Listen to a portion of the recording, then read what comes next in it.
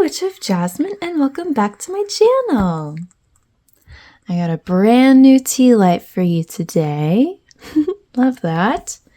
Today I have a reading for Leo Moons. How are you today, Leo Moons? Okay, that one wanted to come right out.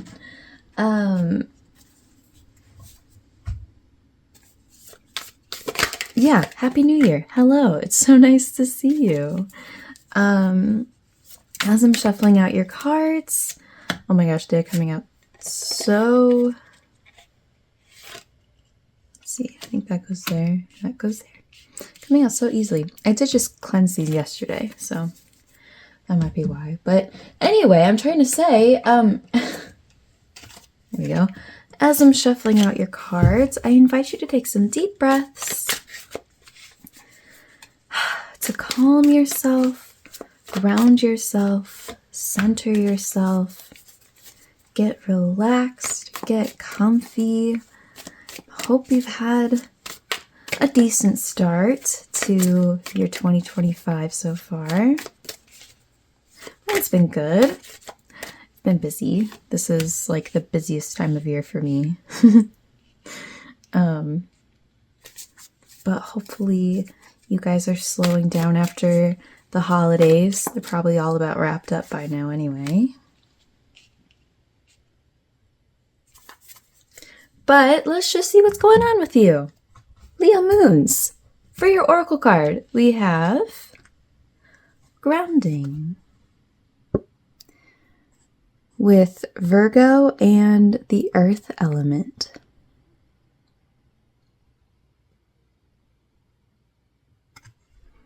All right, and for your tarot cards, we have the Fool,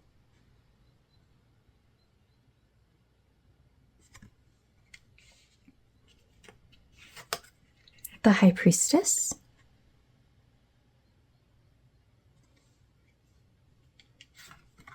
the Hierophant,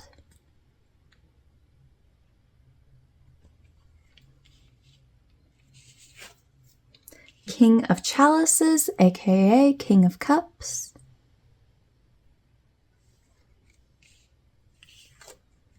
Three of Chalices reversed, aka Three of Cups reversed,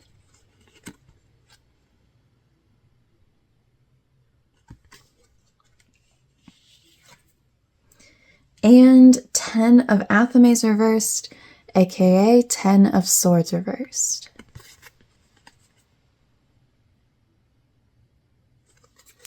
And then we will flip this card over whenever I feel like it's time to flip it over.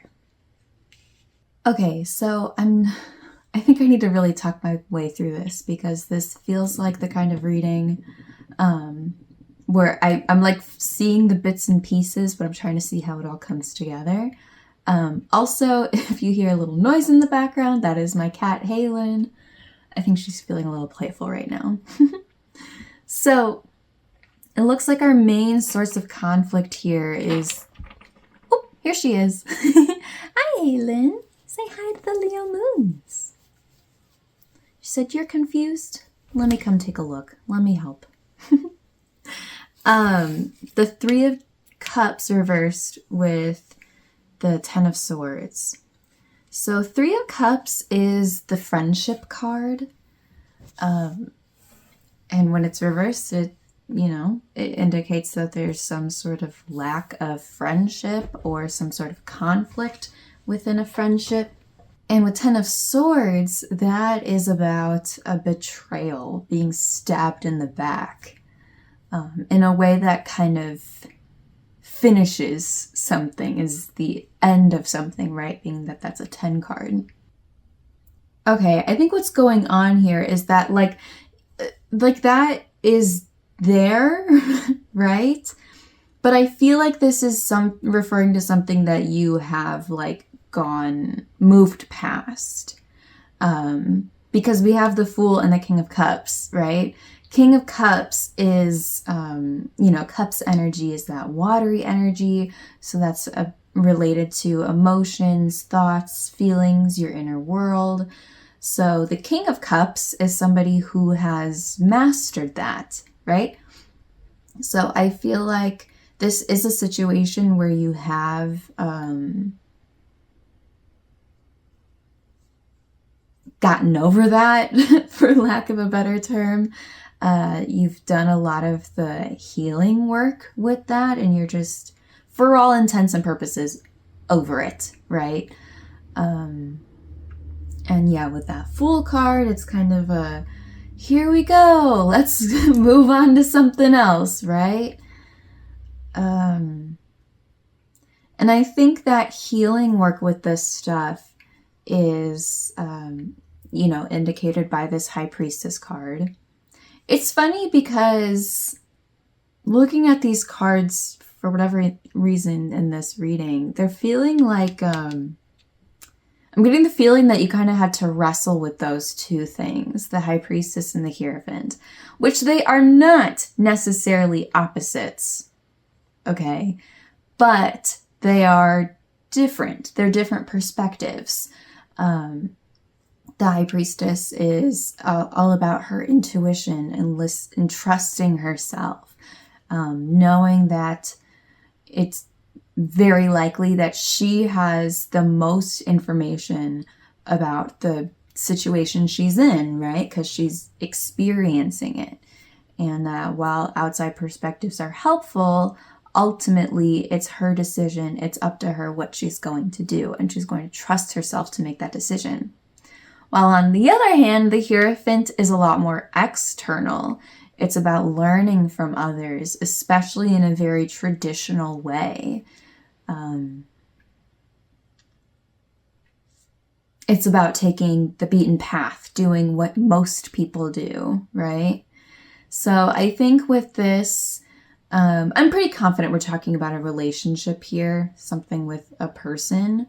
I mean, it's a general reading, so it's possible that we're talking like in a more metaphorical sense, your relationship with something, but I don't know. I am very much getting the feeling that we're talking about some person, some sort of relationship you had, likely something that could have been friendly but wasn't for whatever reason.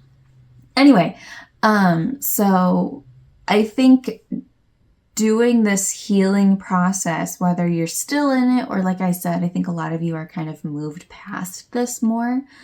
I think you've kind of been wrestling with these two ideas, struggling with these two ideas. Maybe this was a relationship that should be good, right? Most of them are good. You're supposed to do your best, right? But there was just something about this situation or this relationship that just felt like you needed to kind of not take the beaten path so much, right? Kind of finding the balance between those external, societal expectations and standards, what you should do, what other people are telling you to do versus how you truly feel about this, right? So just to throw out a couple examples that are popping into my head, one might be a romantic relationship or even just like a friendship with somebody who like on paper seems like the perfect person, or a really good person that you should get along with, but there was just something in you that felt like it wasn't for you. You wanted something else. You wanted something more, Or I could see this definitely with like a family member, right? Like you're supposed to have a good relationship with your family. You're supposed to give everything to your family. But something about it was just not hitting right, So, but I do want to stress, again, I think what's really interesting is the fact that I'm getting that feeling, but this is not reversed. It's still upright.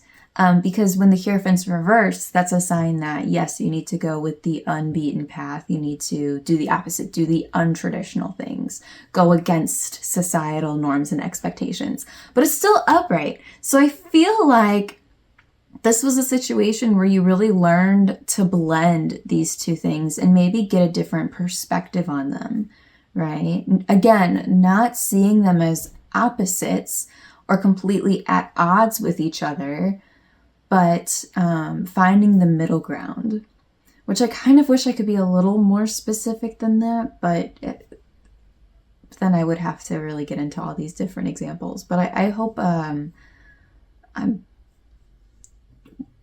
it's coming across in a helpful way. So let's take a look at this card and for a little more information. 10 of Wands reversed.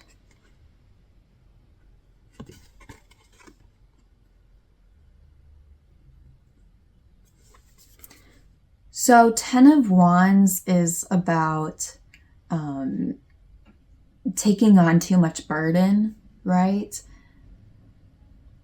And so when it's reversed, it's about learning to let go of burdens, right? Especially like learning to delegate, learning to let go of the things that you can't control.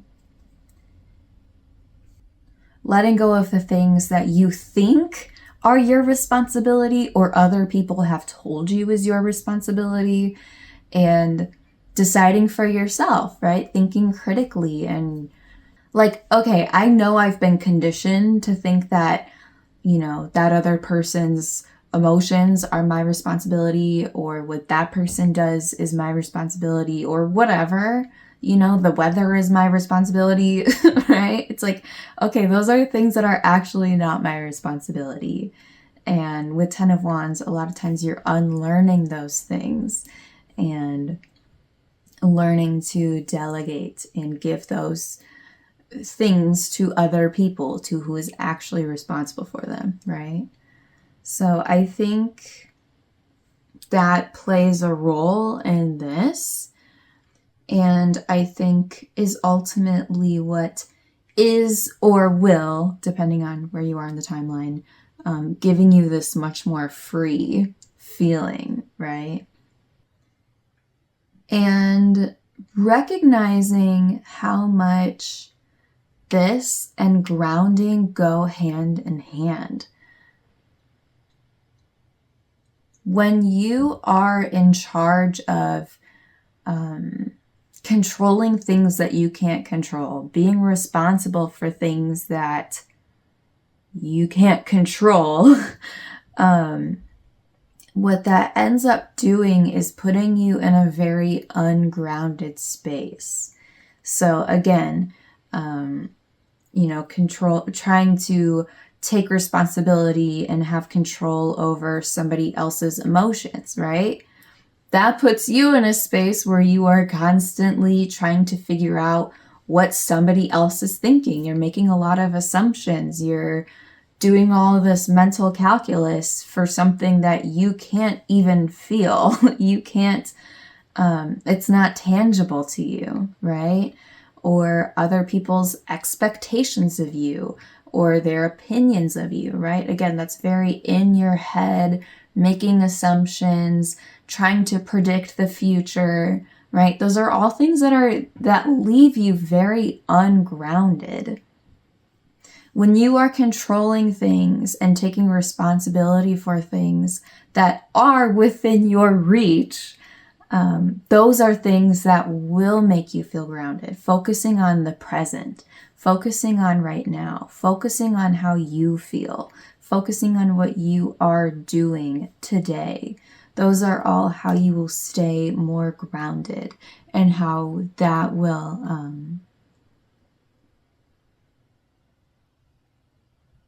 lead you to this much more free space and be in control of that, your emotions, right? Mastering your emotions around this.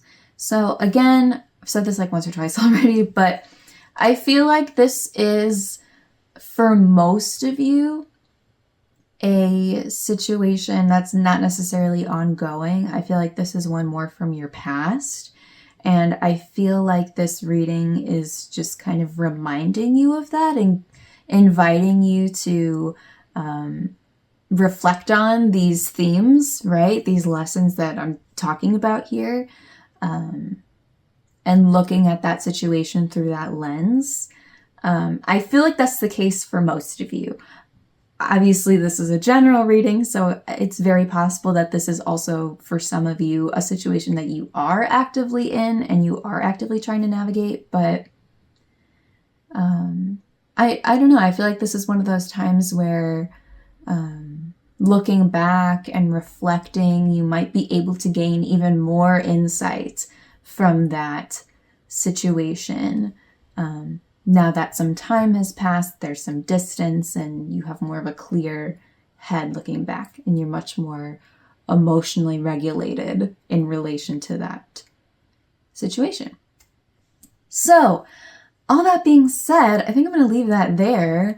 Oh my gosh, Leo Moons, what an interesting little reading. I liked this one. This one was really fun. Sometimes my readings are very straightforward. I can look at them and know exactly what they're talking about. But sometimes they're a little more abstract. Sometimes I gotta really piece the puzzles, piece the piece. That's not right. You know what I'm trying to say. Piece it together. You know, I liked this one. Thank you for the little challenge.